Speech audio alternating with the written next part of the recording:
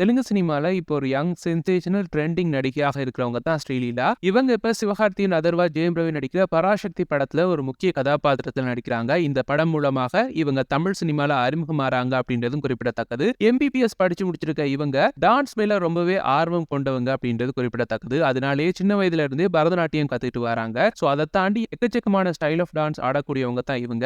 Cinema மீதுள்ள ஆர்வத்தால இப்ப அவங்க ஒரு நடிகையாகவும் மாறிட்டாங்க அப்படின்றதும் குறிப்பிடத்தக்கது. இவங்க தன்னுடைய 21வது வயதுல, அதாவது 2022ஆம் ஆண்டு 2 மாற்றுத்திறனாளி குழந்தைகளை வந்து தத்தெடுத்து வளர்த்துட்டு வராங்க. அதுலயும் கிட்ட இருந்து பார்த்தவங்க என்ன சொல்றாங்க அப்படின்னா, ஒரு அம்மா தன்னுடைய குழந்தைகளை எப்படி பார்த்துப்பாங்களோ அந்த அளவுக்கு இவங்க அந்த குழந்தைகளை பார்த்துக்கிறாங்க அப்படின்ற மாதிரி சொல்லியிருந்தாங்க. இப்போ வந்து பார்த்தோம் அப்படின்னா இவங்க 3வதாக ஒரு குழந்தையை தத்தெடுத்திருக்காங்க அப்படின்ற மாதிரி ஒரு தகவல் வெளியாக இருக்கு. அதை வந்து அவங்களுடைய இன்ஸ்டாகிராம் பக்கத்துல அவங்களே பதிவிட்டிருக்காங்க அப்படின்றதும் குறிப்பிடத்தக்கது. அதாவது addition to the house of invasion of the hearts to more suffocating smothering அப்படின்னு சொல்லி ஒரு கேப்ஷனோட வந்து அந்த குழந்தையை முத்தமிடும் புகைப்படத்தை வந்து இப்ப பகிர்ந்திருக்காங்க. அவங்களுடைய இந்த செயலுக்கு வந்து ரசிகர்கள் பலரும் வாழ்த்துக்களை தெரிவிச்சிட்டு வராங்க. சில நடிகைகள் மட்டுமே சினிமாவை தவிர்த்து சமூக சேவைகள்லையும் ஆர்வமாக இருக்காங்க.